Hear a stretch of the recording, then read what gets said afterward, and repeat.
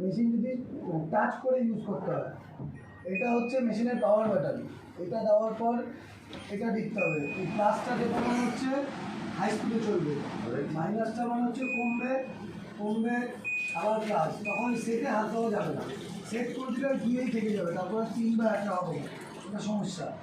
Light যদি প্রয়োজন হয় জ্বালাবো, নাহলে জ্বালাবো না। আর স্ক্রিন বাটনে হাত দেবো না, এটা আমার কোনো প্রয়োজন নেই। অফ করতে গেলে এটাকে একবার প্রেস করলে 1 মিনিট পর নিজের থেকে বন্ধ হবে, সেকেন্ড টাইম প্রেস করলে ডাইরেক্ট বন্ধ হয়ে যাবে। এটা হলো টাচ স্ক্রিনের কাজ। এবার হচ্ছে মোশন। হ্যাঁ, এবার হচ্ছে মোশন। মোশনটা হচ্ছে এই যে অন, এই যে অফ, এদিক থেকে এইদিকে হাত নিতে হবে, যেরকম 1 মিনিট। এটা হচ্ছে নর্মাল 1 নম্বর স্পিড, এটা হচ্ছে 2 নম্বর স্পিড, 1 নম্বর হবে না। এটা হচ্ছে 3 নম্বর স্পিড। চাইলে আমি সেকেন্ড টাইম আবার 2 হয়ে গেল, 1 হয়ে গেল।